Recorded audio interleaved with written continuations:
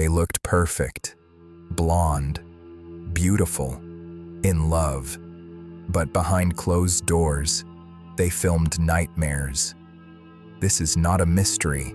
This is a confession, carved in videotape, blood, and betrayal.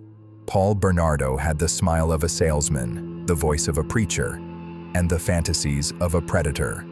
Born in Scarborough, Ontario, 1964. His father, a convicted pedophile. His mother, emotionally absent. At 16, she told him he was the product of an affair.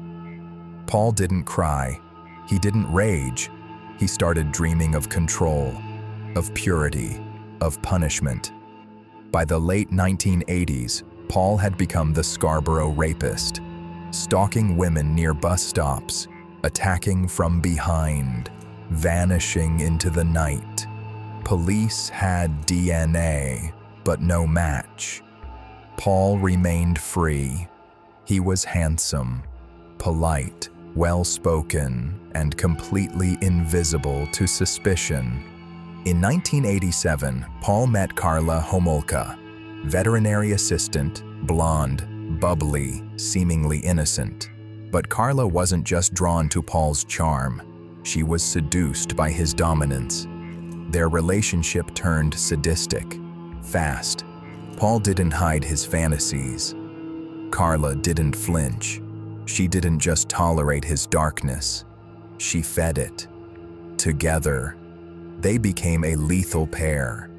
Paul wanted virgins. Karla wanted Paul, and that meant giving him what he craved, no matter the cost. Paul's obsession turned toward Karla's younger sister, Tammy, blonde, trusting, the perfect for him. Karla stole animal tranquilizers from her clinic. Christmas Eve, 1990. They drugged Tammy, did everything with her, filmed it. Tammy began vomiting. She choked. She died. They cleaned the scene, dressed her, called 911. The death was ruled accidental. Aspiration due to alcohol. No one suspected foul play. They later called Tammy their Christmas present. This wasn't just murder. It was rehearsal.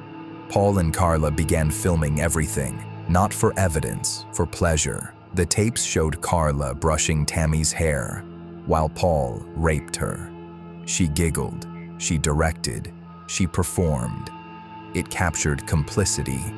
Paul wanted more virgins, more control, more pain. Karla offered herself, and others. June 1991, Leslie Mahaffy. Locked out of her house, Paul lured her in. Karla helped. They kept her captive for 24 hours, raped her, filmed her, killed her. Paul said he strangled her. Karla said he overdosed her.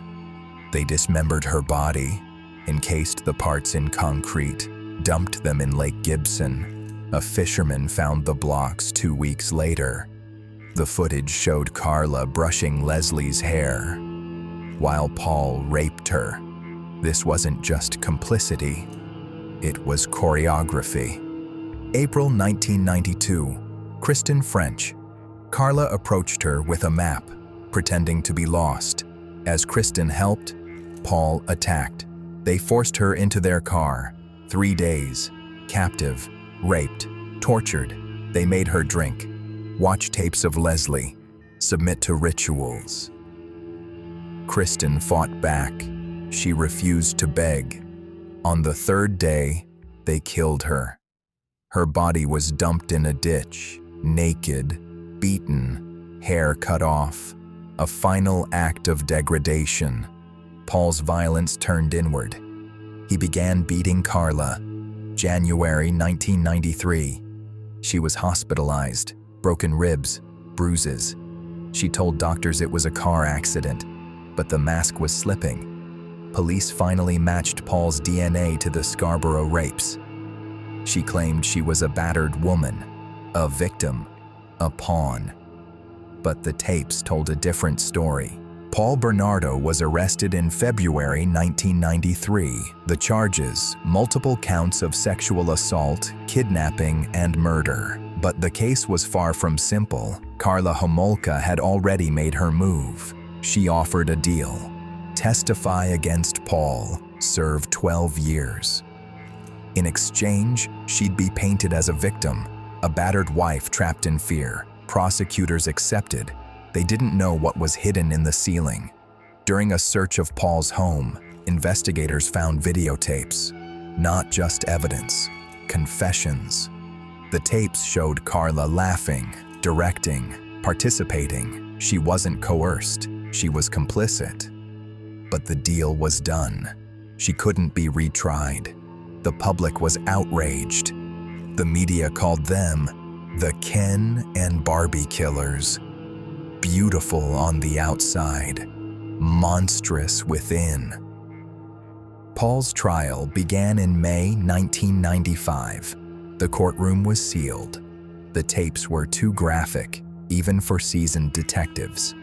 The prosecution presented DNA evidence linking Paul to the Scarborough rapes videotapes showing the assaults on Leslie and Kristen. Karla's testimony, now protected by her plea deal. Paul's defense tried to shift blame. They claimed Karla was the mastermind, that she manipulated Paul, that she enjoyed the violence, but the evidence was overwhelming. Paul Bernardo was convicted of 2 counts of first-degree murder, kidnapping, sexual assault, indignity to a body. He was declared a dangerous offender, a designation that ensures he will never be released. He was sentenced to life imprisonment without parole. In prison, Paul confessed to 10 more rapes. He now resides at La Macasa Institution in Quebec. He's been denied parole 3 times. He still claims he's misunderstood, but the tapes don't lie. Karla Homolka served her 12-year sentence. She was released in 2005. She changed her name, married her lawyer's brother, had children. She now lives in Quebec, under public scrutiny. She claims she was manipulated, abused, controlled. But the tapes, they show her brushing Leslie's hair, smiling, laughing. She wasn't just present, she was active. Despite public outrage, Karla has never faced additional charges. Her plea deal shielded her. Many Canadians consider it one of the worst miscarriages of justice in the country's history. She walks free. Her victims do not. Leslie Mahaffy, Kristen French, Tammy Homolka, 3 girls, 3 families, 3 lives destroyed. Their parents fought for justice, for truth, for memory. They attended every hearing, watched every tape, faced every lie.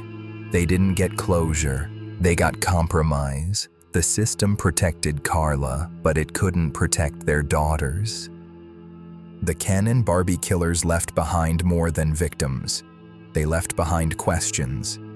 How did Karla manipulate the system? Why did prosecutors rush the deal? Could more lives have been saved? Their story is a reminder. Evil doesn't always wear a mask. Sometimes it smiles, dresses well, and says, "I love you." It's a reminder that beauty can be a weapon, that charm can be camouflage, that justice isn't always just. This was The Ken and Barbie Killers, a beautiful lie, a story not of mystery, but of exposure. If you believe stories like this deserve to be told, share it, comment, and never forget the names of the girls who didn't survive the lie.